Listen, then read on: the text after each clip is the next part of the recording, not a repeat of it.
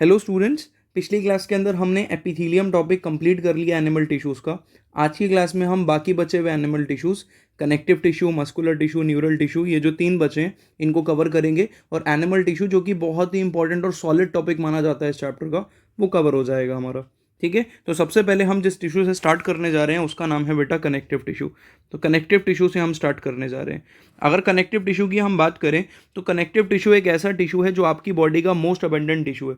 सबसे ज़्यादा आपकी बॉडी में जो टिश्यू प्रेजेंट है, ठीक है, अमाउंट वाइज, वो कौन सा है? कनेक्टिव टिश्यू है। तो ये इंपॉर्टेंट है, एनसीईआरटी में लिखा है तो फैक्ट आ सकता है। उसके बाद it is widely distributed in our body. ठीक है, हमारी बॉडी के अंदर बहुत ज़्यादा अलग अलग जगह पे मिलता है आपको। ठीक है, और आपको क्या बोल रहा है? The name connective tissue. अच्छा, कनेक्टिव टिश्यू का नाम कनेक्टिव टिश्यू कैसे पड़ा वो समझने की कोशिश करो। ठीक है, इनका special function linking and supporting, इस वजह से इनका नाम क्या पड़ा? Connective tissue. क्योंकि ये लिंक करते हैं एक पार्ट को दूसरे पार्ट से, एक ऑर्गन को दूसरे ऑर्गन से, और आपकी बॉडी को सपोर्ट करने का काम भी करते हैं। इसीलिए इनको क्या बोला जाता है? कनेक्टिव टिश्यू बोला जाता है। ठीक है, तो वही है, टिश्यूज़ को कनेक्ट करेंगे, ऑर्गन्स को कनेक्ट करेंगे। अगर आपको हल्का सा भी याद है बेटा, और याद होना चाहिए, अगर आपने एपिथेलियम वाला लेक्चर देखा है तो आपको याद होना चाहिए पिछले लेक्चर से कि बताओ एपिथेलियम को एपिथेलियम इसलिए बोलते हैं क्योंकि वो किसी दूसरी टिश्यू पे ग्रो करता है। तो कौन सी टिश्यू है जिस पे वो ग्रो करने के लिए बहुत मशहूर है? याद करो। तो होपफुली आपको याद आ गया होगा कि वो फेमस है कनेक्टिव टिश्यू पे ग्रो करने के लिए। ठीक है, तो ये कनेक्टिव टिश्यू ही वो टिश्यू है जो एपिथेलियम को भी सपोर्ट कर रहा है। ठीक है, इन्हीं के थ्रू वो न्यूट्रिशन नरिशमेंट डराइव करते हैं, बेसिकली इन्हीं के थ्रू पूरा का पूरा उनका चल रहा है काम। ठीक है, तो चलो देखो अब आगे बोल रहा है बेटा। अच्छा, कनेक्टिव टिश्यू में एक और बात बताना चाहूँगा बेटा। कनेक्टिव टिश्यू में 3 मेजर चीज़ें होती हैं। एक तो कनेक्टिव टिश्यू के सेल्स होते हैं, एक तो कनेक्टिव टिश्यू में फाइबर्स होते हैं। बेटा फाइबर जो है ना, वो प्रोटीन के बने हुए फाइबर्स हैं, बेसिकली प्रोटीन के बने हुए स्ट्रक्चर्स हैं। और इनको बनाता कौन है? इनको ये सेल्स ही बनाते हैं।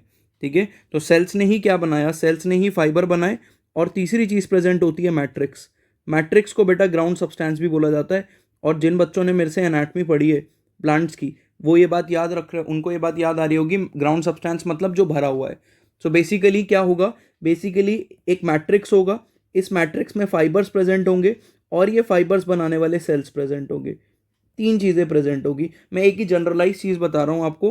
ठीक है, कोई मैं स्पेसिफिक एग्जाम्पल नहीं बता रहा हूँ कनेक्टिव टिश्यू का, बट मैं आपको जनरलाइज चीज़ बता रहा हूँ कि कनेक्टिव टिश्यू से जो एक्सपेक्टेशन है वो ये है, कि कनेक्टिव टिश्यू जो होगा वो 3 चीज़ों का मिला के बना होगा, सेल्स, फाइबर्स और मैट्रिक्स। अब कहाँ पे क्या वेरिएशन रहने वाली है वो हम वहीं पर देख लेंगे। ठीक है, तो देखो कनेक्टिव टिश्यू के क्लासिफिकेशन की बात कर लेते हैं। तो कनेक्टिव टिश्यू को 3 पार्ट्स में क्लासीफाई किया जा सकता है। एक तो लूज कनेक्टिव टिश्यू, एक डेंस कनेक्टिव टिश्यू, और एक स्पेशलाइज कनेक्टिव टिश्यू। अब ये लूज कनेक्टिव टिश्यू और डेंस कनेक्टिव टिश्यू रटने की जरूरत नहीं है, दिमाग पे जोड़ दो। अब आप खुद सोचो, लूज का मतलब क्या होगा? इसमें फाइबर ज़्यादा प्रेजेंट होंगे या मैट्रिक्स ज़्यादा प्रेजेंट होगा? तो इसमें मैट्रिक्स पोर्शन ज़्यादा होगा, ग्राउंड सब्सटेंस ज़्यादा होगा। जो फाइबर्स होंगे वो लूजली पैक्ड होंगे, कम प्रेजेंट होंगे, इसलिए इनको बोला जाता है लूज कनेक्टिव टिश्यू, जिसको मैंने ऐसे प्रेजेंट किया है कि मैट्रिक्स इज मोर। ठीक है, अपर जो ऊपर वाला साइन बना है इसका मतलब ज़्यादा है, जबकि फाइबर्स क्या है इनके अंदर? कम है। सिमिलरली डेंस कनेक्टिव टिश्यू के बारे में सोचो, मैट्रिक्स जो है वो कम है और फाइबर क्या है यहाँ पर? ज़्यादा है। ठीक है, स्पेशलाइज कनेक्टिव टिश्यू के बारे में सोचो तो स्केलेटल टिश्यू मतलब बेटा जो आपकी बॉडी को सपोर्ट प्रोवाइड करते हैं, कौन आते हैं बताओ स्केलेटल टिश्यू में? एक बोन और दूसरा कार्टिलेज। तो बोन और कार्टिलेज आपके स्केलेटन सिस्टम के, ठीक है, 2 फ्रेमवर्क बनाने वाले स्ट्रक्चर्स हैं। ठीक है, याद रखना है। और फ्लूइड कनेक्टिव टिश्यू और स्केलेटल कनेक्टिव टिश्यू दोनों ही क्या है? दोनों ही स्पेशलाइज कनेक्टिव टिश्यू में आते हैं। फ्लूइड में कौन आ जाएगा बेटा? ब्लड और लिम्फ। तो आपका ब्लड और लिम्फ जो होगा वो किस में आ जाएगा? फ्लूइड कनेक्टिव टिश्यू में। तो आपको इन टोटल कौन कौन से कनेक्टिव टिश्यू पढ़ने हैं? लूज में फाइबर ज्यादा, मैट्रिक्स कम। लूज में फाइबर कम, मैट्रिक्स ज्यादा। डेंस जिसके अंदर फाइबर ज्यादा और मैट्रिक्स कम। और स्पेशलाइज जिसमें 2 टाइप, स्केलेटल और फ्लूइड। ठीक है, स्केलेटल में क्या होता है बेटा? बोन और कार्टिलेज में मैट्रिक्स सॉलिड होती है और मिनरलाइज्ड होते हैं। यहाँ पे मिनरल्स प्रेजेंट होंगे, कैल्शियम वगैरह के मिनरल्स प्रेजेंट है। ठीक है, तो आपको पता है बोन जो है कैल्शियम का स्टोरेज का काम भी करता है, तो बोन में तो कैल्शियम बहुत ज़्यादा होना चाहिए, बिल्कुल होता है। सिमिलर फॉर कार्टिलेज ऑल्सो, तो आपको याद रखना है। दूसरा फ्लूइड के अंदर बेटा क्या होगा? Fibres are absent, this is very important. Blood बेटा एक ऐसा कनेक्टिव टिश्यू है जिसमें फाइबर्स नहीं बनाते हैं उसके सेल्स। ब्लड में फाइबर्स नहीं होते हैं उसके सेल्स के बने हुए, याद रखना है आपको। मैंने क्या बोला था? कनेक्टिव टिश्यू में 3 चीजें होती हैं, सेल, फाइबर और matrix. But the point to be noted, fibre is absent in case of blood. Blood के केस में आपको फाइबर नहीं दिखेगा या फाइबर जैसी चीज़ नहीं दिखेगी। ये बहुत ही स्पेशल पॉइंट है, आपको स्पेशली अपने दिमाग में रखना है। तो डायरेक्टली हम किस पे चल रहे हैं, अब एक एक करके इन टॉपिक्स को डिस्कस करने पे चल रहे हैं। अच्छा, लूज कनेक्टिव टिश्यू के दो एग्जाम्पल पढ़ने हैं आपको, एरियोलर और एडिपोस। एरियोलर और एडिपोस जब डिटेल में पढ़ेंगे अपने आप समझ में आएगा कि ये क्या है। उसके बाद डेंस के दो एग्जाम्पल पढ़ने हैं, रेगुलर और इरेगुलर। एक तो रेगुलर कनेक्टिव टिश्यू और एक इरेगुलर कनेक्टिव टिश्यू। अब सोचो, दिमाग लगाओ जरा कि बिना पढ़े भी क्या हम कुछ सोच पा रहे हैं। बिल्कुल, यही तो साइंस है बेटा, कि आप ऑब्जर्वेशन से कितनी चीज़ें सॉल्व कर पाते हो, उतना ही आपको सामने वाले स्टूडेंट के मुकाबले आपके पास एज रहेगी। अगर आप चीज़ों को सिर्फ रटे जा रहे हो तो आप एक पॉइंट ऑफ टाइम के बाद आपकी टेंडेंसी रहेगी चीज़ों को भूलने की। तो ऑब्जर्व करना शुरू करो चीज़ों को। तो सोचो खुद, मैंने एक चीज़ आपको बता दी कि डेंस कनेक्टिव टिश्यू में मैट्रिक्स कम होती है, फाइबर ज़्यादा होते हैं। इसका मतलब फाइबर ज़्यादा है। और मैंने बोला है दो टाइप के होते हैं, रेगुलर और इरेगुलर। अब कॉमन सेंस लगाओ, फाइबर ज़्यादा है, रेगुलर मतलब इन फाइबर्स का अरेंजमेंट रेगुलर होगा, एक पैटर्न वे में अरेंज होंगे। और इरेगुलर मतलब फाइबर्स कैसे अरेंज होंगे, बिल्कुल इरेगुलरली, कोई पैटर्न वे नहीं है अरेंजमेंट का। समझ में आ गई? यहाँ पे नहीं भी समझ में आई तो कोई बात नहीं, हम अलग से भी डिस्कस करेंगे। लेकिन ये थोड़ा सा कॉमन सेंस वाली बात है कि जो देख के पता चल रहा है उसको स्पेशली सीधा रटने पे क्यों जाना। समझ में आ गई मेरी बात? तो चलो कैसे स्टार्ट करेंगे, loose connective tissue, dense connective tissue, फिर स्पेशलाइज्ड। इन सब के एग्जांपल अपने नोट्स में अभी के अभी तुरंत ऐड कर लो कि एरियोलर और एडिपोस किसके एग्जांपल है सर, लूज के। Regular irregular dense connective tissue के एग्जाम्पल मैंने अभी बताए नहीं, ये टाइप्स हैं, ठीक है, एग्जाम्पल नहीं बताया अभी तक, ठीक है। लूज कनेक्टिव टिश्यू के भी दो होते हैं, ठीक है, अब आपके रेगुलर और रेगुलर, बट डेंस में ही पढ़ने हैं हमको, यहीं पे याद रखो। स्पेशलाइज कनेक्टिव टिश्यू, स्केलेटल और फ्लूइड। स्केलेटल में क्या, स्केलेटन सिस्टम से आया मतलब बोन और कार्टिलेज। और फ्लूइड में क्या, फ्लूइड में आ गया आपके पास ब्लड और लिम्फ। चलो आगे बढ़ रहे हैं। आगे बेटा कनेक्टिव टिश्यू की बात करते हैं। अब कनेक्टिव टिश्यू में जो मैंने ऊपर समझाया उसी को एक बारी फटाफट से देख लेते हैं कि कहाँ तक जा सकता है। तो कनेक्टिव टिश्यू किन किन चीज़ों का बना होता है? It consist of three things. Number 1 cells, number 2 fibres, number 3 matrix, जिसको ग्राउंड सब्सटेंस भी बोला जाता है, ठीक है। अगर मैं सेल्स की बात करूं तो सेल्स में यहाँ पर कौन कौन से सेल्स आ जाते हैं? इसमें आ जाते हैं बेटा fibroblast, plasma cells, macrophages, mast cell. क्या सर यही सेल्स होते हैं या और भी हैं? और भी सेल्स हैं बेटा, ठीक है। मीजेनकाइमल सेल्स वगैरह भी होते हैं जो बनाते हैं एक्चुअल में इन टिश्यूज़ को। लेकिन क्यों सर फिर ये स्पेसिफिक एग्जांपल आपने उठाए? क्योंकि ये स्पेसिफिक एग्जांपल एनसीईआरटी में मेंशन्ड है, ठीक है। और एक दो एग्जांपल जो इस चैप्टर में मेंशन नहीं है वो आने वाले टॉपिक्स में कहीं ना कहीं मेंशन है कनेक्टिव टिश्यू से रिलेट करके। तो इसीलिए मैंने ये आपको एग्जांपल दे दिए, सेल्स और भी होते हैं, ठीक है। Point to be noted. अब देखो जरा फटाफट, जब मैं फाइब्रोब्लास्ट की बात करता हूँ तो फाइब्रोब्लास्ट नाम नहीं बता रहा है कि ये वो सेल्स हैं जो फाइबर को बनाएंगे। तो these are fibre producing cells, इनका काम होता है फाइबर का प्रोडक्शन करना।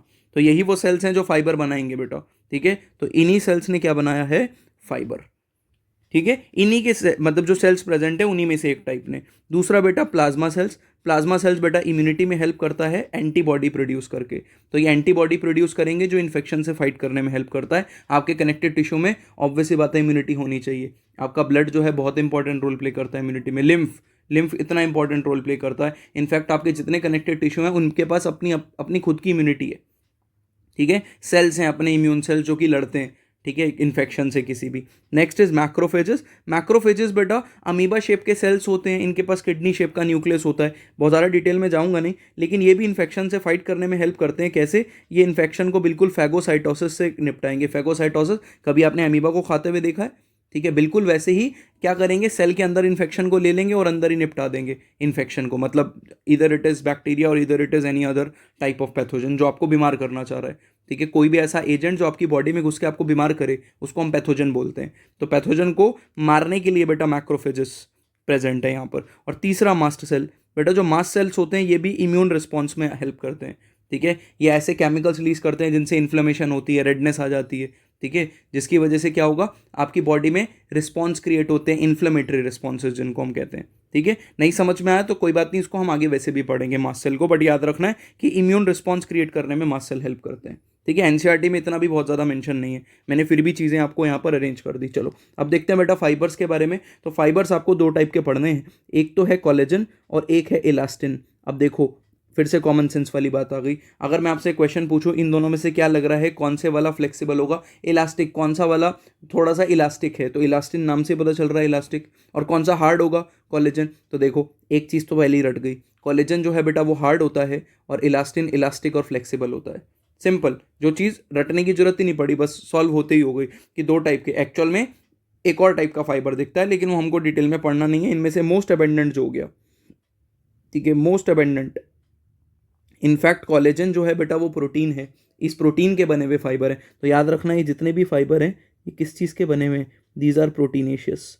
तो fibre are made up of protein, ठीक है। तो कोलेजन और इलास्टिन ये अपने आप में एक प्रोटीन है। कोलेजन की अगर मैं बात करूं तो collagen is the most abundant protein in animal world. इंसानों में और एनिमल्स में सबसे ज़्यादा एबेंडेंट प्रोटीन जो मिलता है वो कौन सा है, कोलेजन। ये बात रिपीट करूंगा बायोमोलिक्यूल चैप्टर में, तो जब बायोमोलिक्यूल पढ़ेंगे वहां पे आपको ऑलरेडी आंसर आना चाहिए। जब मैं पूछूं एनिमल वर्ल्ड, मैंने पूरा बायोस्फीयर नहीं बोला, बायोस्फीयर बोलूंगा तो उसमें प्लांट को भी इंक्लूड करना पड़ेगा, बाकियों को भी इंक्लूड करना पड़ेगा। अभी मैं सिर्फ एनिमल्स की बात कर रहा हूँ कि इस अर्थ के ऊपर जितने एनिमल्स हैं उनके अंदर अगर चेक करूँ तो सबसे ज़्यादा कौन सा प्रोटीन प्रेजेंट है, तो कोलेजन, ठीक है। अब दूसरी बात बेटा यहाँ पे कलर की आ गई कि जो कोलेजन होता है वो व्हाइट कलर का होता है और जो इलास्टिन होता है वो येलो कलर का होता है। आपको याद रखने हैं कलर्स, ठीक है, याद रखने हैं। चलो उसके बाद बेटा क्या हो गया, मैट्रिक्स। मैट्रिक्स की बात करें तो matrix is made up of polysaccharide, and polysaccharide नहीं, मॉडिफाइड पॉलीसेक्राइड, ठीक है। ये मॉडिफाइड पॉलीसेक्राइड, पॉलीसेक्राइड मतलब कार्बोहाइड्रेट, तो कार्बोहाइड्रेट बायोमोलिक्यूल की बनी हुई मैट्रिक्स है जो भरी पड़ी है आपके कनेक्टिव टिश्यू में, उसी में सेल प्रेजेंट है, उसी के अंदर सेल क्या कर रहे हैं, फाइबर्स बना दे रहे हैं, ठीक है। और पॉलीसेक्राइड है कि मॉडिफाइड, मॉडिफाइड पॉलीसेक्राइड, एनसीईआरटी में लिखा नहीं है लेकिन फिर भी लिख सकते हो, इसको बोलते हैं म्यूकोपॉलीसेक्राइड, म्यूकोपॉलीसेक्राइड, ठीक है, म्यूकोपॉलीसेक्राइड। तो आपको याद रखना है। अच्छा मुझे एक बात बताओ, क्या ये तीनों चीज़ें सारे टाइप के कनेक्टिव टिश्यू में प्रेजेंट होती है या किसी कनेक्टिव टिश्यू में एक आध चीज़ एब्सेंट भी है, तो फाइबर एब्सेंट होते हैं किसमें, ब्लड में। तो देखो क्या बोल रहा है, in all connective tissues except blood, blood को छोड़ के cell secrete fibres of structural proteins. तो फाइबर्स जो कि प्रोटीन के बने हुए वो सेल सिक्रीट करेंगे जिनका नाम क्या होगा, कोलेजन या इलास्टिन। कोलेजन के फाइबर रिलीज करेंगे, इलास्टिन के फाइबर रिलीज करेंगे सेल्स, लेकिन एक में रिलीज नहीं करते हैं विच इज ब्लड, ठीक है। इसलिए ब्लड को फॉल्स कनेक्टिव टिश्यू भी बोल देते हैं कभी कभी, ठीक है। तो ब्लड एक फ्लूइड कनेक्टिव टिश्यू है बेसिकली, कहने का मतलब ये है, और इसके अंदर फाइबर्स नहीं बनाते हैं cells, point to be noted. चलो जी आगे पढ़ रहे हैं। अब हम आ जाते हैं एक एक करके सारी चीज़ों पे, कैसे एक एक करके इनकी क्लासिफिकेशन कैसे पढ़ेंगे। सबसे पहले लूज कनेक्टिव टिश्यू, उसके बाद डेंस कनेक्टिव टिश्यू, उसके बाद स्पेशलाइज कनेक्टिव टिश्यू, फिर कनेक्टिव टिश्यू टॉपिक खत्म, फिर मसल पे चलेंगे। चलो कनेक्टिव टिश्यू देख लेते हैं। तो कनेक्टिव टिश्यू बेटा दो प्रकार के, एक तो एरियोलर कनेक्टिव टिश्यू और दूसरा adipose connective tissue, point to be noted. इनको क्यों कह रहे हैं लूज कनेक्टिव टिश्यू, जरा सोचो, सोच के बताओ मेरे को। इनको लूज इसलिए बोल रहे हैं क्योंकि इनके अंदर बेटा मैट्रिक्स ज़्यादा और फाइबर्स कम, ठीक है। मैट्रिक्स ज़्यादा होंगे और फाइबर्स क्या होंगे, इनके अंदर कम होंगे। चलो एरियोलर की बात करते हैं बेटा। एडिपोज और एरियोलर दोनों ही बीनीथ द स्किन प्रेजेंट होते हैं, आपकी स्किन के नीचे। कहने का मतलब क्या है, ये आपकी स्किन हो गई, ठीक है। मेरा आपसे क्वेश्चन ये है, नीचे कमेंट करके बताना स्किन कौन सा टाइप का टिश्यू है, पिछली क्लास में बताया था, एग्जैक्ट बताना कौन सा टाइप का, मतलब टाइप का भी कौन सा सब टाइप है वो बताना मेरे को। चलो गुड। अब देखो यहाँ पे लूज कनेक्टिव टिश्यू हो गया, सॉरी आपके पास क्या हो गया, स्किन हो गया। स्किन के नीचे प्रेजेंट होता है बेटा ये टिश्यू, नीचे, नीचे दो प्रकार का, एक तो हो सकता है क्या एरियोलर और दूसरा हो सकता है एडिपोज। दोनों ही कहाँ प्रेजेंट है, बीनीथ द स्किन, ये आपको याद रखना है। एरियोलर का काम क्या है, serves as a framework for epithelium. बेटा ये वही टिश्यू है, चलो एक बात तो पता चल गई, चलो आपको हिंट मिल गया कि स्किन जो है वो एपिथीलियम टाइप का टिश्यू है, लेकिन क्वेश्चन अभी भी मेरा आपसे वही है कि एपिथीलियम में कौन सा टाइप, आपको ये बताना है कमेंट करके। चलो उसके बाद क्या रहा है, सर्व्स एज अ फ्रेमवर्क, ठीक है। ये फ्रेमवर्क का काम करता है आपकी स्किन के लिए। जैसे कि आप अपनी स्किन को, अपनी बाइसेप पे स्किन को पकड़ के खींचो तो आपको क्या लग रहा है, स्किन बिल्कुल बाहर आ जाती है या स्किन चिपकी हुई है आपकी मसल वगैरह से, तो चिपकी हुई है आपकी स्किन मसल से। इसका मतलब आपकी स्किन के नीचे एक पर्टिकुलर टाइप का टिश्यू है जो फ्रेमवर्क दे रहा है, आपकी स्किन को पकड़ के रखा हुआ है, जिसने आपकी स्किन को सपोर्ट किया हुआ है, दैट इज एरियोलर। क्या नाम है टिश्यू का, areolar tissue, point to be noted, ठीक है। तो इस टिश्यू का नाम है एरियोलर, याद रखना है। व्हाट इज एडिपोज, एडिपोज याद रखना है बेटा फैट से। एडिपोज सेल्स भी होते हैं, इनको ये सेल्स को एडिपोसाइट बोला जाता है। तो एडिपोज वो सेल होते हैं जो फैट को स्टोर करते हैं, और फैट भी बेटा कहाँ होता है, स्किन के नीचे होता है ना, तो याद रखना है चर्बी जिसको कहते हैं हम, तो दिस इज एडिपोस, ठीक है। Fat containing tissue is called as adipose tissue, याद रखना है। और ये कहाँ प्रेजेंट होता है? Beneath the skin. कौन सा टाइप का टिश्यू है? Connective tissue. तो आपके जो चर्बी है, फैट टिश्यू है, ये कौन सा टाइप का टिश्यू है बेटा? ये है आपका कनेक्टिव टिश्यू। और कनेक्टिव में भी कौन सा? लूज के dense, this is loose connective tissue. Point to be noted. अब आपके एनसीईआरटी में डायग्राम देता है बेटा लूज का, दोनों एग्जाम्पल देता है। सबसे पहले एरियोलर का एग्जाम्पल देखो। देखो एरियोलर में आपको क्या क्या दिख रहा है। एक तो आपको एरियोलर में दिख जा रहा है बेटा क्या? एक तो एरियोलर में दिख जा रहे हैं ये फाइबर्स, ठीक है। These are what? Collagen fibres. याद रखना है इन दोनों के अंदर ही कोलेजन फाइबर्स बहुत ही फेमस हैं। दूसरा, ये सेल जो फाइबर बना रहे, चेक कर रहे हो आप? ऑब्जर्व करो इन चीज़ों को। देखो ये सेल है, ये सेल है जो फाइबर सिक्रीट कर रहा है। इस सेल का नाम क्या है बेटा? फाइब्रोब्लास्ट, फाइबर बनाने वाले सेल। वो सेल जो इम्यूनिटी प्रोवाइड करते हैं, what are these? These are what? आपके मैक्रोफेजेस। और ये बेटा हो गए आपके लिम्फोसाइट्स, ठीक है। लिम्फोसाइट्स बोले तो वही आपके सेल, देखो मास्ट सेल हो गए। तो लिम्फोसाइट बोले तो आपके इम्यूनिटी WBCs, ठीक है। एक टाइप के WBCs होते हैं, अगर आपको नहीं पता तो, वरना हम डिस्कस करेंगे इसको, ठीक है। देखो ये बात समझ में आ गई आपको? तो इनफैक्ट अगर आपसे थ्योरी में ये पूछ ले कि एरियोलर के पास इसमें से कौन कौन से सेल्स होते हैं, मैक्रोफेजेस, फाइब्रोब्लास्ट, मास्ट सेल्स या ऑल, तो आंसर क्या होगा? इनके पास मैक्रोफेजेस भी होते हैं, फाइब्रोब्लास्ट भी होते हैं, मास्ट सेल भी होते हैं, तीनों होते हैं। याद रखना है, डायग्राम में दिया हुआ एनसीईआरटी ने, चेक कर लो आप ध्यान से इसको, ठीक है। तो ABCD मार्क करने को आएगा, तो मुझे इस बात की उम्मीद है कि आप अब सॉल्व कर लोगे चीज़ों को, ठीक है। समझ में आ गई बात? चलो ये देखो second, this is adipose. Adipose tissue मतलब फैट। देखो ये फैट है, ये पूरा जो भरा हुआ है सेल के अंदर, this is fat storage area, पूरा का पूरा फैट स्टोर है। तो इतना ज़्यादा फैट स्टोर है कि न्यूक्लियस बेचारा कोने पे चला गया, ठीक है। और ये सेल की प्लाज्मा मेम्ब्रेन हो गई, सोचने की भी जरूरत नहीं है इसमें। तो आपको ये वाला डायग्राम ABCD मार्क करने को आएगा, पूछेगा कभी कभी क्या करता है, बहुत ही फेमस डायग्राम है। जब आप प्रीवियस ईयर क्वेश्चन सॉल्व करोगे ना, या कोई भी बुकलेट उठा के MCQ सॉल्व करना शुरू करोगे, तो आपको ये बात फील हो जाएगी मैं क्या बोल रहा हूँ, ठीक है। आपको ये बात फील हो जाएगी कि उसने डायरेक्टली ये डायग्राम देकर, ठीक है, कितनी बार आपसे पूछ लिया कि ये डायग्राम बताओ क्या है।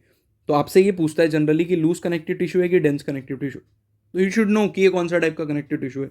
This is a loose connective tissue. और उसमें भी स्पेसिफिकली कौन सा? एडिपोस के एरियोलर। एरियोलर ये है एडिपोस आपका जो फैट स्टोर करता है, ठीक है। देखो कितना टाइटली पैक्ड है सेल्स आपस में, और सेल्स के अंदर फैट स्टोर है, इतना फैट स्टोर है कि न्यूक्लियस बेचारा कोने पे चला गया। चलो जी अब आगे बढ़ रहे हैं। अब आ गए बेटा हम किस पे? डेंस कनेक्टिव टिश्यू पे। तो डेंस कनेक्टिव टिश्यू की फीचर हम ऑलरेडी देख चुके हैं, इसमें मैट्रिक्स कम और फाइबर ज़्यादा। और फाइबर के अरेंजमेंट के बेसिस पे दो प्रकार के हो सकते हैं ये, एक तो हो सकते हैं रेगुलर और एक हो सकते हैं dense irregular. As the name suggest, what is regular? Regular में कोलेजन फाइबर होते हैं, और कोलेजन फाइबर का जो अरेंजमेंट होगा एक रो में होगा, और parallel bundles of fibre present होंगे, ठीक है। ऐसे ये चेक करो, ये हो गए। ये सेल्स क्या हैं मेंशन नहीं किया हुआ, बट यू शुड नो, ये वो सेल्स हैं जो फाइबर बनाते हैं। मतलब नाम क्या हो जाएगा इनका? फाइब्रोब्लास्ट। और ये जो फाइबर हैं, what are these? These are collagen fibre, collagen fibres.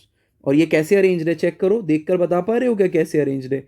ये अरेंज्ड है parallel to each other, check करो, ठीक है। तो आपको ये बात समझ में आ रही है कि इनका पैरेलल अरेंजमेंट है, अच्छे से समझ में आ रहा है। तो ये बताओ ऊपर वाला रेगुलर है कि इरेगुलर है? तो ऊपर वाला हो गया रेगुलर, इरेगुलर, ठीक है। समझ में आ गई बात? और रेगुलर के दो एग्जाम्पल आ जाते हैं बेटा आपके पास, एक तो आता है टेंडन और एक आता है लिगामेंट। टेंडन बेटा एक ऐसा कनेक्टिव टिश्यू है जो कि मसल को, आपकी जो स्केलेटल मसल होती है ना, मसल भी कौन सी? स्केलेटल, स्केलेटन सिस्टम को कंट्रोल करने वाली मसल्स को स्केलेटल मसल बोलते हैं बेटा। याद रखना है, जैसे आपकी बाइसेप हो गई, आपकी आर्म में जो मसल हो गई, वो सारी मसल जो आप कंट्रोल कर सकते हो, जिनकी मदद से आप अपना स्केलेटन सिस्टम मूव कर रहे हो, मतलब आप खुद मूव कर रहे हो जिन मसल्स की मदद से, वो सारी की सारी मसल्स क्या कहलाती हैं? Skeletal muscles. और जो स्केलेटल मसल्स को किससे कनेक्ट कर दे? बोन से, बोन से कनेक्ट करे, उसको बोला जाता है टेंडन। सर स्केलेटल मसल्स को बोन से कनेक्ट करने की क्यों जरूरत है? अरे बिल्कुल है भाई। लेट से ये आपकी आर्म है, ठीक है, ये आपकी आर्म हो गई, तो यहाँ पे अगर मसल प्रेजेंट है, तो इस मसल को आपकी बोन से कनेक्ट होना पड़ेगा ना बेटा, तभी तो ये खींच पाएगा, तभी तो ये खींच पाएगा आपकी आर्म को। ये बात समझ में आ गई? तो बेसिकली आपकी बोन से मसल कनेक्टेड होती है, ठीक है। This is called as what? Tendon. What are tendons? जो स्केलेटल मसल को बोन से कनेक्ट करे, या मसल टू बोन जो कनेक्ट करे, वो टेंडन। बहुत इंपॉर्टेंट पॉइंट है, याद रखना है। And what is ligament? जो एक बोन को दूसरी बोन से कनेक्ट करे, बोन टू बोन, ऐसे बना लो। तो जो बोन को बोन से कनेक्ट करे उसको बोलेंगे लिगामेंट, और बोन बोन से कनेक्टेड होती है, आपको पता है जॉइंट्स पे। एक बोन दूसरे बोन से कनेक्टेड है ना, जैसे आपका शोल्डर जॉइंट हो गया, आपका एल्बो जॉइंट हो गया, आपका नी जॉइंट हो गया। इन सब सब जगह पे जो जॉइंट्स प्रेजेंट होते हैं, जहाँ पे दो बोन्स मिलती हैं, मूव करती हैं, वहाँ पर आपको लिगामेंट्स दिखते ही दिखते हैं। ठीक है, तो ligament connects bone to bone, याद रखना है आपको। And what are tendon? Tendon connects muscle to bone. अब आ जाते हैं इरेगुलर पे। इरेगुलर में बताओ, fibres which are mostly collagen, ये कैसे होंगे? Oriented differently. इनका जो ओरिएंटेशन होगा, अरेंजमेंट होगा, वो अलग होगा। चेक करो, ये फाइबर हो गए, ठीक है, वही कोलेजन फाइबर, और इनका अरेंजमेंट चेक करो कैसा है। ठीक है, कैसा है? बिल्कुल रैंडम अरेंजमेंट है। फाइब्रोब्लास्ट तो आपको अभी भी दिख रहे हैं। These are what? These are fibroblast. ठीक है, फाइब्रोब्लास्ट। लेकिन यहां पर क्या हो रहा है? यहां पर अरेंजमेंट जो है फाइबर्स का, वो बहुत ज़्यादा लीनियर अरेंजमेंट नहीं है, पैरेलल अरेंजमेंट नहीं है, इरेगुलर अरेंजमेंट है, इसलिए इरेगुलर। इसका एग्जाम्पल तो आपको नहीं पढ़ना है, लेकिन याद रखना है कि स्किन में प्रेजेंट होते हैं ये। ठीक है, आपकी स्किन में प्रेजेंट होंगे ये, पार्ट बनाते हैं आपकी स्किन का ये। ठीक है, तो याद रखना, it is present in skin. Skin इसकी बनी है नहीं बोल रहा हूं, ये स्किन के अंदर प्रेजेंट होते हैं, आपको याद रखना है। ठीक है, दिस इज इंपॉर्टेंट। तो इरेगुलर, बाकी इरेगुलर के और भी एग्जांपल्स हो सकते हैं, जैसे बेटा आपका जो किडनी होती है उस पर कैप्सूल प्रेजेंट है, कवर प्रेजेंट है, इसको रीनल कैप्सूल बोलते हैं, वो भी डेंस इरेगुलर टाइप का है। ठीक है, तो कवरिंग करते हैं। और भी बहुत सारे एग्जाम्पल हैं, सारे एग्जाम्पल आप रट नहीं सकते हो, यहाँ पे बताना शुरू करूंगा खत्म नहीं होंगे, इसलिए छोड़ दो अभी फिलहाल के लिए। बट आपको कनेक्टिव टिश्यू दो टाइप के समझ में आ गए, डेंस वाले। चलो रिवाइज कराओ फटाफट, एकदम सारा फोकस मेरी आवाज़ पे, सारा फोकस मेरी आवाज़ पे। ठीक है, सबसे पहले बेटा हमने कनेक्टिव टिश्यू पढ़ा, उसमें हमने देखा कनेक्टिव टिश्यू के टाइप्स, जिसमें हमने देखा लूज कनेक्टिव टिश्यू दो टाइप का, एरियोलर और एडिपोस। ठीक है, loose connective tissue. Dense connective tissue बेटा दो टाइप का, regular irregular. Specialise connective tissue दो टाइप का, स्केलेटल और फ्लूइड। स्केलेटल में बोन और कार्टिलेज, फ्लूइड के अंदर ब्लड और लिम्फ। समझ में आ रहा है? उसके अलावा फिर हमने क्या पढ़ा? उसके बाद हमने पढ़ा बेटा आपके टिश्यूज के अंदर कौन कौन से पार्ट होते हैं। तो एक सेल, एक मैट्रिक्स, एक ग्राउंड सब्सटेंस। फटाफट बताओ, मैट्रिक्स किस में एब्सेंट होती है? बहुत बढ़िया, ब्लड के अंदर।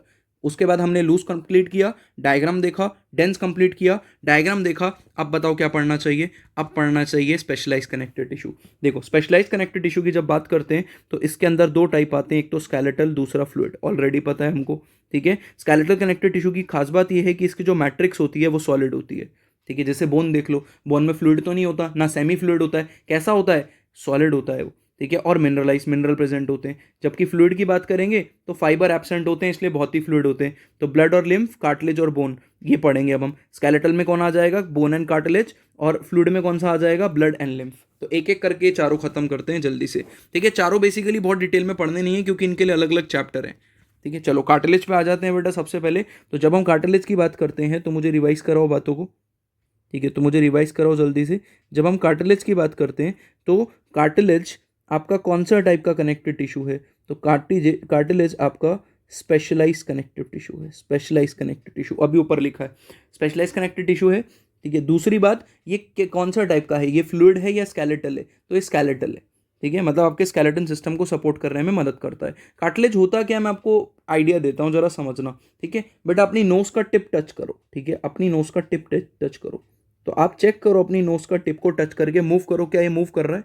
कर रहा है। अपने ईयर पिना को टच करो। ठीक है, अपने ईयर पिना को टच करो,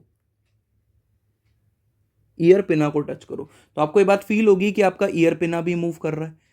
ठीक है, मूव कर सकते हो आप इसको, it is a little flexible. ठीक है, तो ऐसे इसको बोन तो नहीं बोल सकते हैं, लेकिन ये आपकी बॉडी का स्ट्रक्चरल फ्रेमवर्क प्रोवाइड कर रहा है। इनफैक्ट आपकी जो रीढ़ की हड्डी होती है बेटा, वर्टिब्रल कॉलम, उसमें दो बोन्स के बीच में भी कुशन प्रोवाइड करने के लिए। अब आप खुद सोचो, अगर एक हड्डी दूसरी हड्डी के ऊपर सीधा रख दी जाए और दोनों हार्ड हैं, और आप पूरे दिन खेल रहे हो, कूद रहे हो, मस्तियाँ कर रहे हो, ठीक है, कभी झुक रहे हो, एक्सरसाइज कर रहे हो, तो ये बोन बोन पे टकरा के बेटा एक दूसरे को तोड़ देगी, क्योंकि दोनों ही हार्ड हैं। तो इसी वजह से क्या होता है बेटा, दो कार्टिलेज के बीच, दो बोन्स के बीच में आपकी वर्टिब्रल कॉलम में कुशन प्रोवाइड करने के लिए कार्टिलेज प्रेजेंट होता है। और कार्टिलेज जो है वो अलग अलग टाइप के होते हैं, डिपेंडिंग अपॉन उनका अपीयरेंस और डिपेंडिंग अपॉन उनका नेचर, कि कितना फ्लेक्सिबल है और ये कितना हार्ड है। ठीक है, वो आपकी एनसीईआरटी में मेंशन नहीं किए हुए टाइप्स। ठीक है, बट स्टिल मैं आपको ये बात बताना चाह रहा हूँ कि कार्टिलेज और बोन में फर्क पता चलना चाहिए। बोन एकदम रिजिड होती है खतरनाक लेवल पे, और कार्टिलेज जो होते हैं बेटा वो क्या होते हैं? कार्टिलेज जो होते हैं वो आपके सॉफ्ट भी हो सकते हैं और वो हार्ड भी हो सकते हैं। मोस्टली सॉफ्टर साइड्स पे आपको दिखेंगे जितने कार्टिलेज आपको ऑब्जर्व करने हैं। आप अपनी नोज के आसपास का कार्टिलेज देखो, कान के आसपास का देखो, दो रीढ़ की हड्डी के बीच में देखो, ठीक है, तो वो सारे के सारे कुछ नहीं है। तो चलो अब हम देख लेते हैं फटाफट से। कार्टिलेज की बात करें तो जो इंटरसेलुलर मैट्रिक्स होती है, इंटरसेलुलर मतलब इनमें जो सेल्स के बीच में सब्सटेंस प्रेजेंट होगा वो सॉलिड तो होता है लेकिन वो प्लायबल भी होता है, ठीक है। प्लायबल मतलब होता है कि बहुत ज़्यादा रिजिड नहीं होगा लेकिन रेजिस्टेंस को क्या करेगा, कंप्रेशन करेगा। सबसे अच्छा मैं एग्जांपल देता हूँ आपको प्लायबल का, एकदम एक ही एग्जांपल में सारे दुख खत्म हो जाएंगे आपके, ठीक है। हम नटराज का रबड़ खरीद के लाते हैं बेटा, इरेजर जिसको हम कहते हैं, उस इरेजर को आप चेक करो, ठीक है, उस पर ये बात सारी की सारी लागू होती है। वो जो इरेजर होता है वो सॉलिड होता है, ठीक है, ऑब्वियसली फ्लूइड, सेमी फ्लूइड नहीं है, सॉलिड है, प्लायबल है, ठीक है, मूव कर सकता है लेकिन एक लिमिट तक, उसके बाद टूट जाएगा और रेजिस्ट करेगा कंप्रेशन को। आप उसको पिचकाने की कोशिश करोगे तो इतनी आसानी से पिचकेगा नहीं। मेरी बात समझ में आ रही है मैं क्या बोल रहा हूँ? तो ये तीनों बातें आपको एकदम अच्छे से याद रखनी है, एकदम अच्छे से, ठीक है, ऐड कर लो नोट्स में। उसके बाद बेटा कार्टिलेज बनाने वाले सेल्स को बोला जाता है कॉन्ड्रोसाइट्स, याद रखना है। The cells of cartilage are called as chondrocytes. और कॉन्ड्रोसाइट्स एक कैविटी में एनक्लोज्ड होते हैं, ठीक है, कैविटी है जिसमें एनक्लोज्ड होंगे। और ये कैविटी बनी किससे है? इन्हीं सेल्स ने जो मैट्रिक्स बनाया उसी में ये सेल्स घिर गए, ठीक है, मतलब इन्हीं सेल्स ने मैट्रिक्स बनाया, उसी के अंदर ये सेल्स जो है घिर गए और इसी कैविटी में कौन प्रेजेंट है? अब ये कॉन्ड्रोसाइट्स। तो याद रखना है बेटा, कॉन्ड्रो टर्म पहली बारी आप नहीं पढ़ रहे हो, आप बार बार पढ़ोगे। कॉन्ड्रो आएगा तो कार्टिलेज याद रखना है। ये एनिमल किंगडम में भी हेल्प करेगा आपको। एनिमल किंगडम में बेटा वहां पे एक ग्रुप होता है कॉन्ड्रिक्थिस। कार्टिलेजिनस फिशेस के लिए टर्म यूज होती है कॉन्ड्रिक्थिस, और बोनी फिशेस के लिए, बोन की बनी हुई जो फिशेस होती हैं उनके लिए होती है ऑस्टिक्थिस। तो ऑस्टियो टर्म बोन के लिए आता है और कॉन्ड्रो टर्म कार्टिलेज के लिए आता है। ये बात याद कर लो, अपनी बायोलॉजी की डिक्शनरी में ऐड कर लो इस वर्ड को, ठीक है। तो चलो, most of the cartilage in vertebrates embryo are replaced by bone in adults. वो कह रहा है हम जब एम्ब्रियो थे ना बेटा, वी आर वर्टिब्रेट्स, हमें वर्टिब्रल कॉलम होता है तो हम वर्टिब्रेट्स, रीढ़ की हड्डी प्रेजेंट हो उनको वर्टिब्रेट्स कहते हैं। तो हमारे एम्ब्रियो में क्या होगा बेटा कि जो बचपन में कार्टिलेज प्रेजेंट था वो रिप्लेस हो जाता है किससे? बोन से, ठीक है। मतलब हमारी बॉडी में एम्ब्रियो स्टेज पे कार्टिलेज बहुत थे और जब हम पैदा हुए बेटा तो वो बोन बनते गए, ठीक है। ऑसिफिकेशन बोलते हैं कि बोन बन रही है अब, ठीक है, तो बोन बनती जा रही है हमारी बॉडी के अंदर। तो ये भी पॉइंट इंपॉर्टेंट है, ठीक है। अब ऑब्वियसली जितनी बोन्स हैं वो उतनी रहेंगी अब आपकी बॉडी के अंदर, अब नहीं बढ़ेंगी, 206 हैं उतनी रहेंगी, 206, ठीक है। लेकिन आपके एम्ब्रियो स्टेज पे कार्टिलेज ज्यादा थे, अब बोन ज्यादा है, कहने का मतलब ये। चलो देखो अब क्या बोल रहा है, cartilage is present at the tip of nose, nose के टिप पे प्रेजेंट होता है। आउटर ईयर जॉइंट, आपके ईयर जॉइंट पे प्रेजेंट होगा cartilage. Between adjacent bones of the vertebral column, vertebral column में एडजेसेंट बोन्स के बीच में प्रेजेंट होगा, जो मैं एग्जांपल बता रहा था। And limbs of hands in adult, ठीक है, जो limbs and hands in adult, तो आपके हाथ पैरों में भी जॉइंट्स के बीच में बेटा क्या प्रेजेंट होता है? कार्टिलेज प्रेजेंट होता है, याद रखना है आपको। और ये डायग्राम आपको किस चीज़ का दिया हुआ है? कार्टिलेज का। यहाँ पे जो फाइबर्स दिख रहे हैं आपको पूरा का पूरा, ये पूरा मैट्रिक्स है बेटा, पिंक कलर का जो बना है, ये जो आपको दिख रहे हैं दीज आर कार्टिलेज, किस चीज़ के बने होंगे? कोलेजन फाइबर के। और आपको ये बीच में जो दिख रहे हैं दीज आर आपको sorry chondrocytes which is cartilage cells. Osteocytes मैंने गलत क्यों बोला? क्योंकि ऑस्टियोसाइट्स बोन को बनाने वाले सेल्स को बोलते हैं, ठीक है। तो ये सारे के सारे पॉइंट्स होपफुली आपको क्लियर हो गए, ठीक है, कि सॉलिड, प्लायबल और रेजिस्टेंट होती हैं। रेजिस्ट कंप्रेशन करेंगे कार्टिलेज, कॉन्ड्रिक्थिस इनको बनाने वाले सेल्स को बोलते हैं, ठीक है। एम्ब्रियो जो है उसमें जो कार्टिलेज होता है वो एडल्ट में बोन में कन्वर्ट हो जाते हैं ज़्यादातर, ऐसा नहीं है कि सारे कन्वर्ट हो जाएंगे लेकिन ज़्यादातर बोन में कन्वर्ट हो जाते हैं। और कहाँ कहाँ प्रेजेंट होते हैं वो भी आपको याद रखना है कार्टिलेज। चलो अब इसको खत्म करने के बाद हम आ जाते हैं बेटा किस पे? बोन पे। अब कार्टिलेज से ही कैसे अलग होती हैं? तो बहुत ही सिंपल है कि ये बहुत ही ज़्यादा रिजिड है, बहुत ही ज़्यादा स्ट्रांग है। तो देखो क्या बोल रहा है, bone have hard non pliable, कोई बेटा इसमें मूवमेंट नहीं हो सकती है, कोई स्कोप नहीं है इसमें फ्लेक्सिबिलिटी का, ठीक है। Rich in calcium salt, calcium भर भर के प्रेजेंट होता है बोन में। कोलेजन फाइबर प्रेजेंट होगा, और बताओ कोलेजन फाइबर कैसा होता है? हार्ड के इलास्टिक, तो इलास्टिन फाइबर था इलास्टिक, तो कोलेजन फाइबर कैसा होता है? हार्ड होता है। Which gives bone its strength, जो कि बोन को उसकी स्ट्रेंथ देता है। पॉइंट टू बी नोटेड, आपसे पूछेगा कि बोन को अपनी स्ट्रेंथ कौन दे रहा है? बोन की स्ट्रेंथ, तो कोलेजन फाइबर और कैल्शियम के सॉल्ट्स भी स्ट्रेंथ देते हैं, ठीक है, ये इंपॉर्टेंट पॉइंट है। उसके बाद it is main tissue that provide structural framework to the body. यही आपके स्केलेटन सिस्टम का सबसे मेन टिश्यू है बेटा, जो फ्रेमवर्क देता है, जो आपकी बॉडी को रिजिडिटी देता है, सपोर्ट देता है। ठीक है। Bone support and protect software tissue and organ. Bone का फंक्शन लिखा हुआ है, सॉफ्टवेयर टिश्यू और ऑर्गन को प्रोटेक्ट करेगा। इसके सेल्स को बोलेंगे ऑस्टियोसाइट्स। और बेटा ऑस्टियोसाइट्स यहाँ पे जिस कैविटी में प्रेजेंट होंगे या स्पेसेस में प्रेजेंट होंगे, उस कैविटी को बोला जाता है लेक्यूने। पॉइंट टू बी नोटेड, इस पे क्वेश्चन आता है। क्या बोलेंगे? कैविटी को लेक्यूने बोला जाता है। Limb bone such as long bones of leg serves as weight bearing function. हमारी बॉडी के अंदर जितनी भी लॉन्ग बोन होती हैं बेटा, जैसे आपकी जो थाई वाली बोन है ना, आपकी बॉडी की लॉन्गेस्ट बोन है, इसको बोलते हैं फीमर। FEMUR, femur. जो फीमर बोन होती है आपकी बॉडी की लॉन्गेस्ट बोन है, और आपकी बॉडी का वेट झेल रही है सारा का सारा, एक सिंगल बोन। तो कितनी स्ट्रांग होगी आप खुद सोचो। उसके बाद बोल रहा है they also interact with skeletal muscles. तो हमारी बॉडी के स्केलेटल मसल्स के साथ क्या होते हैं बेटा? ये चिपकी हुई होती हैं आपकी बोन्स। कौन से टिश्यू के थ्रू? ये आपका काम है। टेंडन के लिगामेंट बताओ। ठीक है, तो बहुत ही बढ़िया। टेंडन आपके स्केलेटल मसल्स को कनेक्ट करेगा। ठीक है, और तब जाके आपकी बॉडी में क्या होती है? मूवमेंट होती है। Bone marrow in some bones is the site of production of bone, आपके ब्लड सेल्स। ठीक है, तो आपकी बॉडी में बेटा ये बात आपको शायद पता हो कि अगर आप बोन को काटोगे, लंबी बोन्स को काटोगे, तो आपको बीच में एक एक semi solid jelly like substance दिखेगा भरा हुआ, जिसको बोला जाता है बोन मैरो। और ये जो बोन मैरो होती है, ये ब्लड प्रोडक्शन में हेल्प करती है, आपकी बॉडी का खून बनाती है बेटा ये बोन मैरो। याद रखना है आपको। तो आपकी बॉडी में ब्लड कहाँ पे बन रहा है? बोन मैरो में बन रहा है, याद रखना है। और बोन मैरो कहाँ पे होती है? लॉन्ग बोन्स के अंदर प्रेजेंट होती है bone marrow. Jelly like substance है जो प्रोड्यूस करेगा। ठीक है, और आपके आरबीसी के बनने की प्रोसेस को बोलते हैं हम एरिथ्रोपोइसिस। तो erythropoiesis is the process of production of RBC. वो बोन्स में होता है। ये इंपॉर्टेंट पॉइंट है बहुत ज़्यादा। चलो अब बेटा आपको ये बोन का डायग्राम दिया हुआ है एनसीईआरटी में। पहली बात तो देख के पहचान जाना, ये दिया है आपके सेंटर में बोन, और ये आपका जो स्पेस दिया है दिस इज लेक्यूने। एनसीईआरटी ने मेंशन नहीं किया तो मेंशन करने को आएगा भी नहीं, लेकिन मैं आपको ठीक मेंशन करा दे रहा हूँ। लेक्यूने कैविटी है, और यहीं पे बीच में जो डॉट डॉट दिख रहे हैं, these are your what? Osteocytes. Bone बनाने वाले सेल्स को क्या बोला जाता है? ऑस्टियोसाइट्स। These are osteocytes. ठीक है सर, ये क्या है बीच में? इसके बारे में बताया नहीं गया है एनसीईआरटी में, लेकिन इसको बोलते हैं हम कैनाल। हेवर्जन कैनाल बोला जाता है। ठीक है, ये कैनाल है, टनल लाइक स्ट्रक्चर है, तो इसको क्या बोलेंगे हम? हेवर्जन कैनाल। लेकिन मेंशन नहीं कर रहा हूँ क्योंकि दिया नहीं है, छोड़ दो इस चीज़ों को। ठीक है, उतना डेप्थ ऑफ बोन सीधा MBBS में जाके पढ़ेंगे, एकदम बढ़िया से हक से पढ़ेंगे, काम भी आएगा वहाँ पे, है ना। तो चलो, यहाँ पर हमको नहीं पूछा जाने वाला है। अब आ जाते हैं बेटा हम किस पे? फ्लूइड स्पेशलाइज कनेक्टेड टिश्यू पे, जिसका नाम है ब्लड। ब्लड की अगर हम बात करेंगे तो ब्लड को बहुत डिटेल में हम पढ़ेंगे कहाँ पर? जब हम हार्ट पढ़ेंगे उससे पहले, सर्कुलेशन वाले चैप्टर में, ह्यूमन फिजियोलॉजी में। ठीक है, सिमिलरली बोन को दोबारा डिस्कस करेंगे हम कहाँ पर? आपके मूवमेंट एंड लोकोमोशन में। तो वहाँ पे डिस्कस करना है, अच्छे से डिस्कस करना है। सिमिलरली इसके बाद जो मसल आएंगी उसको हम लोकोमोशन एंड मूवमेंट में दोबारा डिस्कस करेंगे फिर से, मसल को।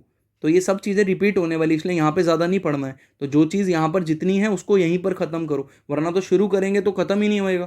ठीक है, तो वहाँ का जो टॉपिक है वहीं पे ख़त्म करेंगे। जैसे न्यूरल टिश्यू यहाँ पे आज हम पढ़ेंगे तो बहुत ही थोड़ा पढ़ेंगे, लेकिन जब आपको वहाँ पे पढ़ना है आप न्यूरल कंट्रोल एंड कोऑर्डिनेशन में, तो वहाँ पे न्यूरॉन्स कैसे कंडक्ट करते हैं, इम्पल्स कैसे जनरेट होता है, इम्पल्स ट्रेवल कैसे करता है, वो सब पढ़ना है, तो वो वहाँ पे पढ़ेंगे। ठीक है, तो चलो, तो यहाँ पे चैप्टर में जितना दिया हुआ है वही यही उतना ही पढ़ेंगे हम, उसको उतना ही कंप्लीट करेंगे। तो ब्लड की जब हम बात करते हैं तो फ्लूइड है बेटा, ब्लड के पास अपनी मैट्रिक्स होती है कि नहीं होती है? नहीं होती है। तो ब्लड को अगर मैं 100% मान रहा हूँ तो उसका 55% प्लाज्मा है। प्लाज्मा मतलब fluid portion of the blood. ठीक है, उसके बाद बेटा 44% जो है बेटा वो आपके क्या है? ब्लड सेल्स हैं, रेड ब्लड सेल्स, याद रखना है। और बचे हुए जो हैं 1% वो क्या हो गए?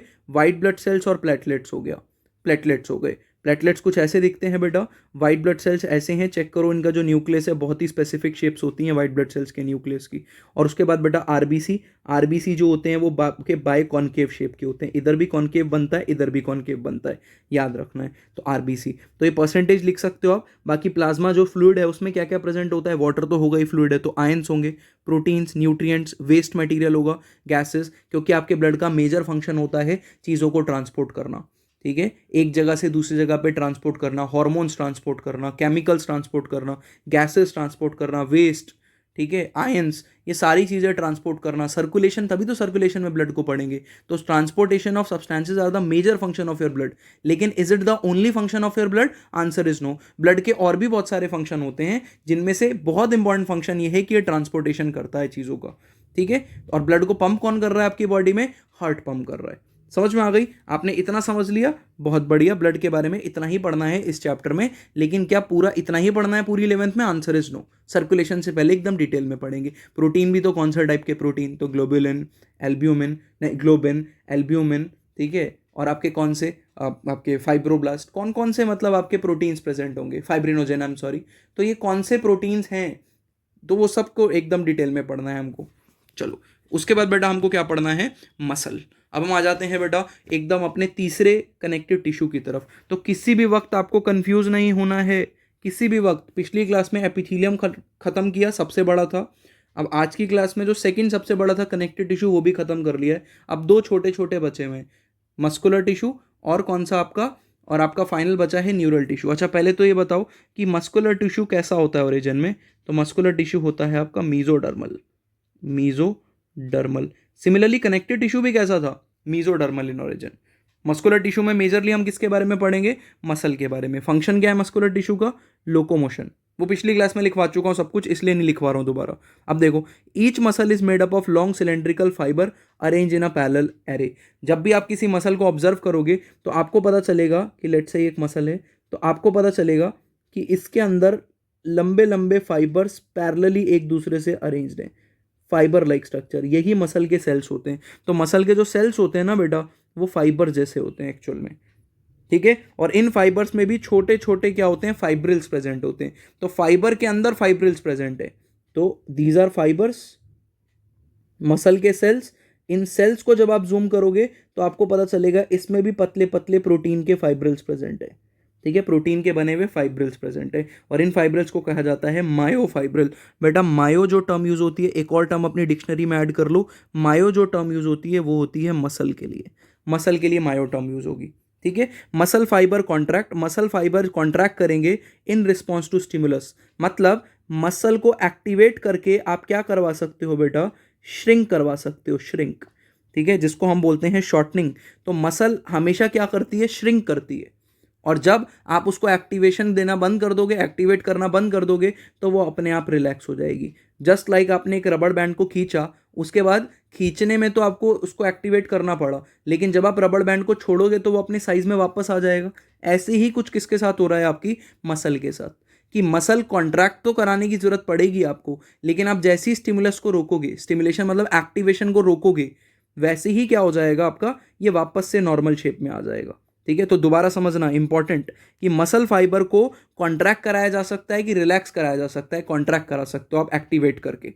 तो इसको स्टिमुलेट करके कॉन्ट्रैक्ट कराया जाता है, उसके बाद ये रिलैक्स हो जाती है और अपने अनकॉन्ट्रैक्टेड स्टेट में अपने आप आ जाएगी, ठीक है, याद रखना है। तो ये इंपॉर्टेंट है। उसके बाद in general muscle play an active role in movement of body.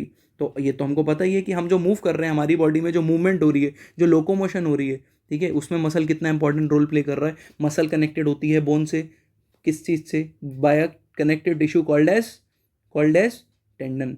तो टेंडन से कनेक्टेड होगी, और मसल कॉन्ट्रैक्ट करेगी, आपकी बोन को खींचेगी, तो आपके हाथ पीछे आ जाएगा, ठीक है। मसल रिलैक्स होगी, आपका हाथ रिलैक्स हो जाएगा। सिमिलर आपके पैर के साथ हो रहा है, सिमिलर आप बॉडी मूव कर पा रहे हो, ठीक है। तो मसल जो है वो कॉन्ट्रैक्ट करती है, आपके स्केलेटन सिस्टम को मूव कराती है, तो आप मूव कर पाते हो। सिंपल सा ही फंडा है, ठीक है।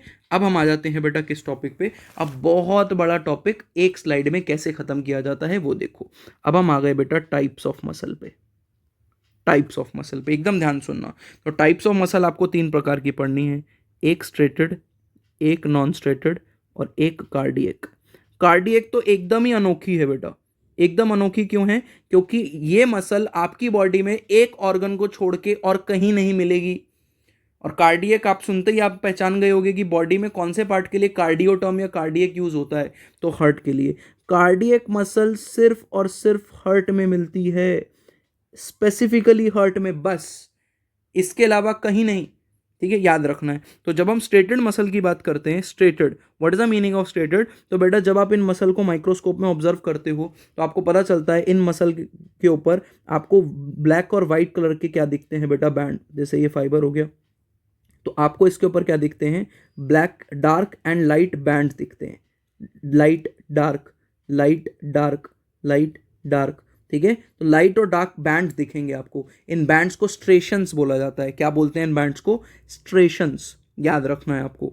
ठीक है, तो इसी वजह से इनको स्ट्रेटेड मसल भी बोला जाता है। और ये जो स्ट्रेटेड मसल होती है ना बेटा, ये वॉलेंट्री मसल्स हैं। वॉलेंट्री मतलब ये हम अपनी मर्जी से मूव करवा सकते हैं, अपनी मर्जी से। मैंने सोचा और मूव करवा दिया। जैसे अभी मैं लिख रहा हूँ पेन से, ठीक है, तो जो मैं लिख रहा हूँ वो कौन सी मसल्स की हेल्प से लिख रहा हूँ? वॉलेंट्री की इनवॉलेंट्री? वॉलेंट्री। मैं बोल रहा हूँ तो अपना जो लोअर जो है मैं वो कौन सी मसल की मदद से हिला रहा हूँ? वॉलेंट्री मसल की मदद से।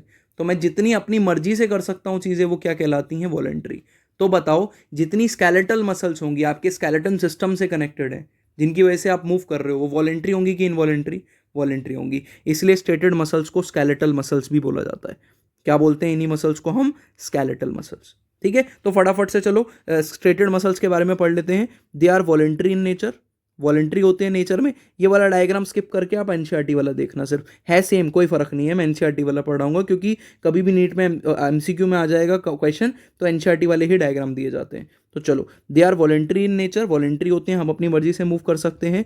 दे are attach to the bone and helps in movement, ये बोन से कनेक्टेड होते हैं आपके स्केलेटन सिस्टम की, इसीलिए इनको बोला जाता है स्केलेटल मसल्स। क्योंकि ये बोन से कनेक्टेड है तो इनको स्केलेटल मसल्स बोलेंगे, right. They have alternate light and dark bands, इनके पास आपको लाइट और डार्क बैंड दिखेंगे ऑल्टरनेट करते हुए, कि light dark band, light light band, dark band, light band, dark band, light band. इसी वजह से इनको स्ट्रेटेड मसल्स बोला जाता है। स्ट्रेटेड, स्ट्रेशंस, स्ट्रेशंस मतलब बैंड, आपके डार्क और लाइट बैंड्स, इनको स्ट्रेशंस बोला जाता है। Now the cells are long, कैसे दिखते हैं? सिलेंड्रिकल, अनब्रांच्ड, कोई ब्रांचिंग नहीं होगी। चेक करो, ये जो सेल्स हैं फाइबर जैसे, ठीक है, यहाँ पे डायग्राम चेक करो, क्या इसमें कहीं भी आपको ब्रांचिंग दिख रही है? कहीं ब्रांचिंग नहीं दिख रही है। ठीक है, तो सिलेंड्रिकल है, अनब्रांच्ड है और लॉन्ग है। सिर्फ ऑब्जर्वेशन करो और याद कर लो, इस चीज को रटने की जरूरत नहीं है। एंड हैव मैनी न्यूक्लियस, बहुत सारे न्यूक्लियस प्रेजेंट है, चेक करो।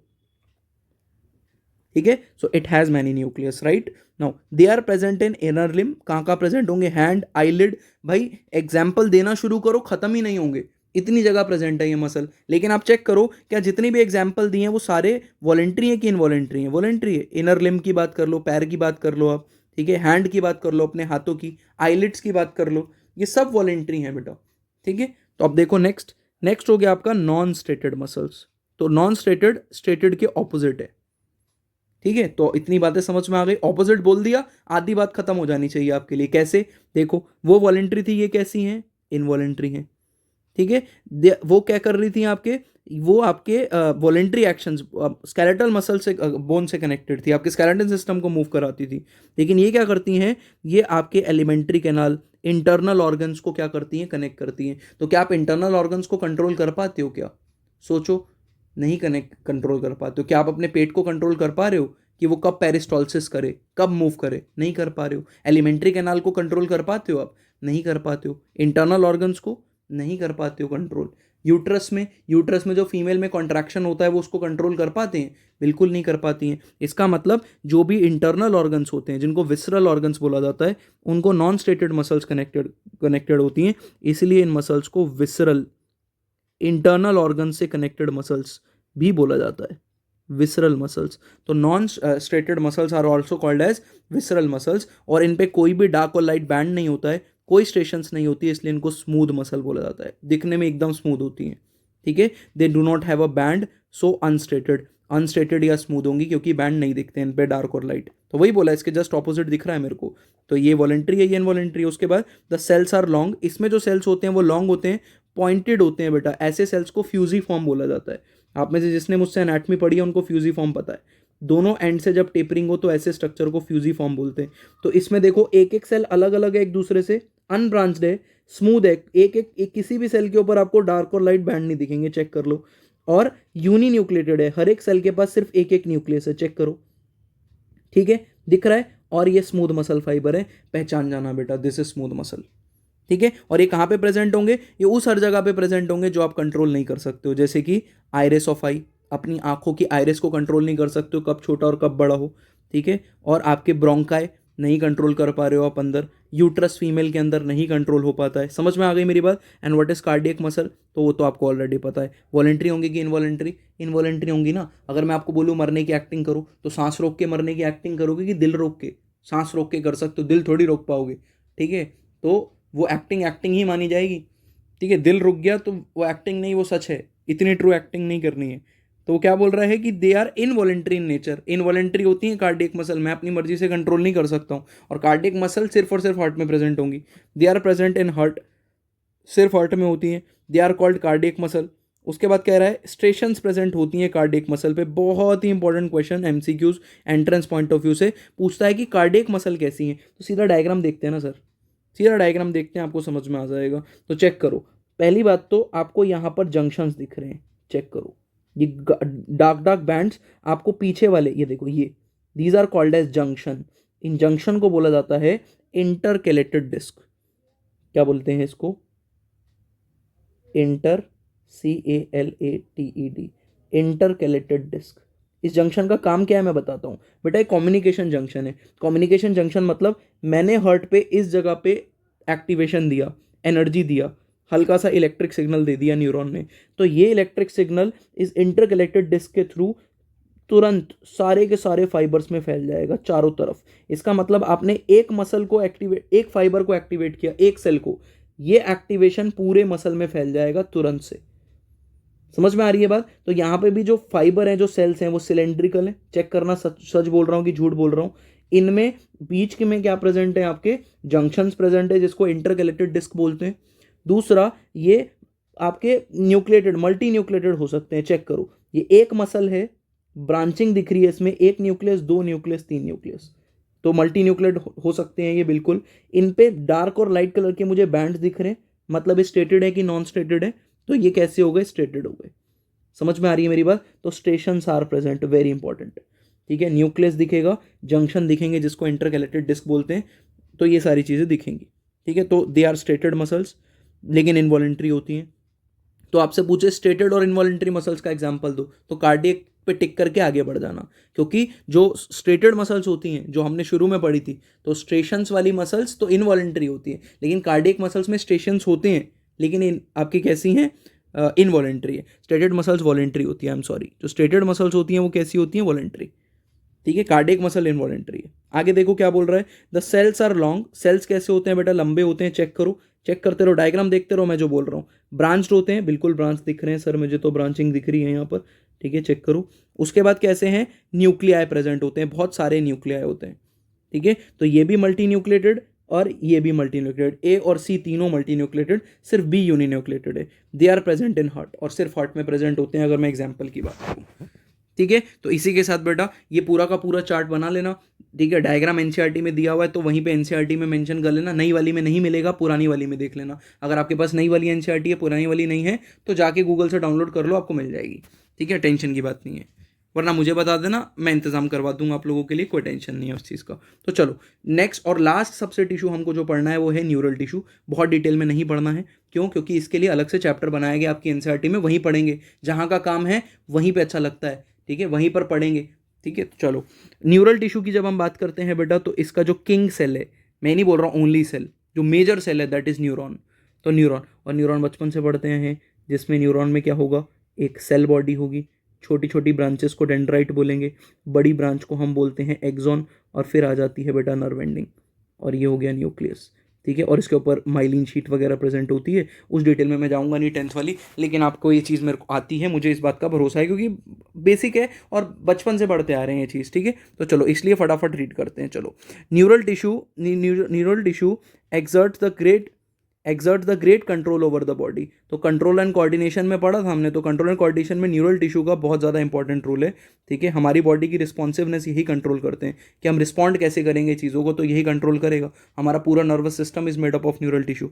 न्यूरॉन जो है बेटा वो यूनिट है न्यूरल सिस्टम की, पॉइंट टू बी नोटेड, ठीक है। और ये एक्साइटेबल सेल्स हैं। एक्साइटेबल मतलब इनको जब एनर्जी देते हो तो इनके अंदर एक इलेक्ट्रिकल सिग्नल जनरेट होता है जो कि फिर एक न्यूरॉन से दूसरे में जाएगा, दूसरे से तीसरे में जाएगा और ऐसे ही वो आगे की तरफ बढ़ता रहेगा। दो न्यूरॉन्स के बीच के जंक्शन को साइनैप्स बोलते हैं, आपको याद आ रहा होगा। तो साइनैप्स के थ्रू फिर दूसरे में जाएगा न्यूरॉन में, फिर वो तीसरे में जाएगा और ऐसे पूरा फैलेगा।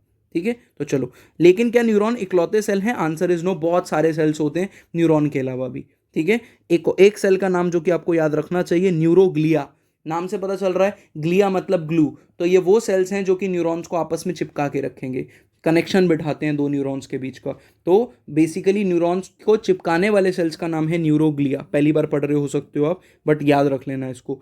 न्यूरोग्लिया जो है न्यूरॉन्स के अलावा बाकी न्यूरल सिस्टम को क्या करता है? बनाता है, प्रोटेक्ट करता है न्यूरल सिस्टम को और सपोर्ट करता है न्यूरॉन को। तो न्यूरोग्लिया का फंक्शन याद कर लेना। ठीक है, तो न्यूरॉन्स और न्यूरोग्लिया दो टाइप के सेल आपको यहाँ पे पढ़ने हैं। और इनफैक्ट न्यूरोग्लिया को छोटे मोटे सेल मत समझना कि आपको लग रहा हो कि सर बचपन से न्यूरॉन पढ़ते आ रहे हैं तो न्यूरोग्लिया तो बहुत ही मामूली सेल होगा। नहीं, अगली स्टेटमेंट आपका ये वहम तोड़ देगी। तो देखो, न्यूरोग्लिया की जब हम बात करते हैं तो 1/2 मतलब 50% जो वॉल्यूम है आपके न्यूरल टिश्यू का वो किसने बनाया है? न्यूरोग्लिया ने। इंपॉर्टेंट। उसके बाद कह रहा है more than 50%, in fact not 50%, more than 50%, point to be noted. उसके बाद when a neuron is suitably excited, जब आप किसी न्यूरॉन को स्टिमुलेट कर देते हो, एक्साइट कर देते हो, उसको एनर्जी दे देते हो, एक इलेक्ट्रिकल डिस्टर्बेंस क्रिएट होती है, वो जनरेट होगी और फिर वो ट्रेवल करेगी उसकी प्लाज्मा मेम्ब्रेन से। ये क्वेश्चन बहुत ही इंपॉर्टेंट है कि अगर आपसे कोई क्वेश्चन पूछ ले कि जो इलेक्ट्रिकल सिग्नल आप बचपन से चिल्लाते आए हो कि न्यूरॉन में इलेक्ट्रिकल सिग्नल दौड़ते हैं, इलेक्ट्रिकल सिग्नल दौड़ते हैं, मुझे ये बताओ कि वो इलेक्ट्रिकल सिग्नल कहाँ से पास होते हैं न्यूरॉन में? क्या वो उसके साइटोप्लाज्म के अंदर से भाग रहे हैं? नहीं, न्यूरॉन में जो इलेक्ट्रिकल सिग्नल है वो उसकी मेम्ब्रेन टू मेम्ब्रेन रन करते हैं। तो पॉइंट टू बी नोटेड, और इसको जितना स्टार मार्क करना चाहो उतना कर लो। और ये बात मैं चाहता हूँ कि जब तक मैं न्यूरल कंट्रोल एंड कोऑर्डिनेशन पे पहुंचूं, आपको ये बात बैठ जानी चाहिए दिमाग में, और वहां पे जब क्वेश्चन पूछूं तो आपको आंसर आना चाहिए कि सर न्यूरॉन के अंदर जो प्लाज्मा मेम्ब्रेन है वो इलेक्ट्रिकल सिग्नल को ट्रांसफर करती है। एक्चुअल में electrical signal membrane two membrane run करते हैं। ठीक है, उसके बाद बेटा जैसे ही ये डिस्टर्बेंस मतलब इलेक्ट्रिकल सिग्नल न्यूरॉन के एंडिंग पे आएगा, ठीक है, जिसको हम आउटपुट जोन बोलते हैं, ये एक इवेंट ट्रिगर करेगा जिसकी वजह से या तो अगले वाला न्यूरॉन स्टिमुलेट हो जाएगा या वो इनहिबिट हो जाएगा। ठीक है, इसका मतलब सिग्नल दो प्रकार के होते हैं न्यूरॉन में, एक तो स्टिमुलेटरी एक्टिवेट करने वाले सिग्नल और एक इनहिबिटरी चीज़ों को रोकने वाले सिग्नल। ठीक है, कि एक्टिवेट हो जाओ या कैसा हो जाओ, आप इनहिबिट हो जाओ। जैसे कि जब मेरे घर में स्विच लगा है, वो सिर्फ लाइट को ऑन करता है कि ऑफ भी करता है? ऑन करेगा और ऑफ भी करेगा। सिमिलरली आपके न्यूरॉन्स भी कुछ ऐसे ही काम करते हैं। ठीक है, ये एक्टिवेट भी कर सकते हैं किसी काम को और ये इनहिबिट भी कर सकते हैं किसी काम को। तो याद रखना है, न्यूरॉन के सिग्नल्स क्या करेंगे? एक्टिवेट भी करेंगे और इनहिबिट भी करेंगे। ये बात आपको याद रखनी है एडजेसेंट न्यूरॉन को। बहुत ही बढ़िया। तो दिस वाज न्यूरल टिश्यू। इसी के साथ बेटा हमने चार प्रकार के टिश्यूज पढ़ लिए, नेमली एपिथेलियम और connective tissue, muscular tissue, neural tissue, जिसमें से एपिथेलियम, एक्टोडर्म, मेसोडर्म, एंडोडर्म तीनों का बना। और आपके जो कनेक्टिव टिश्यू और मस्कुलर टिश्यू है वो मेसोडर्म के बने। और न्यूरल टिश्यू किसका बना हुआ है? एक्टोडर्मल इन ऑरिजिन। ये पिछली क्लास में लिखवा दिया था, इसलिए यहाँ पे मैंने ज़्यादा जोर दिया नहीं आपको। चलो जी, अब हम आ जाते हैं बेटा अपनी प्रथा, अपनी रीत के ऊपर वापस से कि उसको कंप्लीट कर लें। तो फटाफट से एमसीक्यू सॉल्व करते हैं 2 मिनट के अंदर। द मैट्रिक्स और the ground substance in connective tissue, ground substance की बात कर रहा है। आर मेड अप ऑफ, किन किन चीज़ों का बना होता है? तो मैट्रिक्स किस चीज़ का बना हुआ है? थिक प्रोटीन, ये तो फाइबर होते हैं। इलास्टिक प्रोटीन खुद एक फाइबर है। मॉडिफाइड पॉलीसेक्राइड, जिसको म्यूकोपॉलीसेक्राइड बोला था। ट्राइग्लिसराइड, बेटा ट्राइग्लिसराइड लिपिड के टाइप होते हैं। तो मैंने तो कार्बोहाइड्रेट बोला था, तो ये भी आंसर नहीं हुआ, तो सी हो गया answer. Now which structure are joined by tendon, tendon किसको ज्वाइन करता है? तो स्केलेटल मसल और बोन। तो टेंडन स्केलेटल मसल और बोन को कनेक्ट करता है। लिगामेंट तो एक अलग ही चीज़ हो गई ना, लिगामेंट कनेक्ट करता है बोन टू बोन, याद रखना है। चलो आगे बढ़ रहे हैं। Now where are osteocytes located, osteocytes कहाँ पर होते हैं बेटा? पूरी बोन में या लेक्यूना में? लेक्यूना में प्रेजेंट होंगे, point to be noted. The supported skeletal structure in human external ear, human के एक्सटर्नल ईयर में नोज टिप में क्या क्या प्रेजेंट होता है? एरियोलर टिश्यू, बोन, कार्टिलेज, ये तो पता है हमको। फ्लेक्सिबल है, कार्टिलेज प्रेजेंट है। आगे बढ़ो। उसके बाद choose the correct, point to be noted, ऐसे अंडरलाइन करते हैं। करेक्ट पूछा है जी हमसे, करेक्ट, इनकरेक्ट नहीं। टेंडन, टेंडन एक टाइप का स्पेशलाइज कनेक्टिव टिश्यू है। बिल्कुल बकवास, स्पेशलाइज कनेक्टिव टिश्यू तो हमने दो ही पढ़े थे, मतलब या तो बोन होगा या कार्टिलेज होगा या फिर क्या होगा, ब्लड या लिम्फ, उसमें से टेंडन तो नहीं है। समझ में आ गई बात? उसके बाद एडिपोस, एडिपोस जो है वो डेंस कनेक्टिव टिश्यू है, नहीं तो लूज कनेक्टिव टिश्यू होता है। एडिपोज और एरियोलर दोनों ही लूज है। एरियोलर लूज कनेक्टिव टिश्यू ठीक है, तो मेरे को आंसर ऑलरेडी मिल चुका है, फिर भी फोर चेक करते हैं। Cartilage is loose connective tissue, नहीं भाई, स्पेशलाइज कनेक्टिव टिश्यू है कार्टिलेज, को लूज कैसे हो जाएगा? समझ में आ गई मेरी बात? तो ए इसमें से जो आंसर हो गया वो सी हो गया, वो खत्म। अब आपके लिए एक टास्क है, ये एक एमसीक्यू है बेटा जो आया हुआ है प्रीवियस ईयर के अंदर। मैं ये चाहता हूँ कि ABCD आप कर इनका नाम लिखकर मेरे को कमेंट बॉक्स में बताओगे कि ए कौन सा टिश्यू है, क्योंकि टिश्यू खत्म हो चुका है, बी कौन सा टाइप का टिश्यू है, सी कौन सा टाइप का टिश्यू है और डी कौन सा टाइप का टिश्यू है। इनमें से ये दो तो मैंने आज ही की क्लास में पढ़ा है आपको, ठीक है? तो कौन सा टाइप का टिश्यू है आप ये बताओगे मेरे को, ठीक है? तो आज की क्लास बेटा खत्म हो चुकी है, सारी चीज़ें हमने कवर कर ली हैं। एनिमल टिश्यू अच्छे तरीके से खत्म हो चुका है। इसके नोट्स पूरे कंप्लीट करके एकदम बढ़िया से ऐड कर लो, पेंसिल लेके एनसीईआरटी रीड कर लेना एकदम, ठीक है? और आपका ये टॉपिक बहुत ही बढ़िया लेवल पे खत्म हो चुका है, ठीक है? और अगर आपको ये वीडियो लेक्चर अच्छा लगा है तो एज यूजुअल जो मैं हर क्लास में बोलता हूँ, अपने दोस्तों के साथ बेटा इसको शेयर कर दो। अपने दोस्तों के साथ वर्ड शेयर करो कि आपको मेरे वीडियो लेक्चर्स देखकर कैसे लग रहे हैं, उनको बताओ, ठीक है? वीडियो लेक्चर्स को शेयर कर दो और मेरे को कमेंट बॉक्स में ज़रूर बताओ, रिव्यूज़ दो कि आपको कैसे लग रहे हैं लेक्चर्स, ठीक है? मिलते हैं नेक्स्ट क्लास में, तब तक आप पढ़ते रहो बेटा। Thank you so much.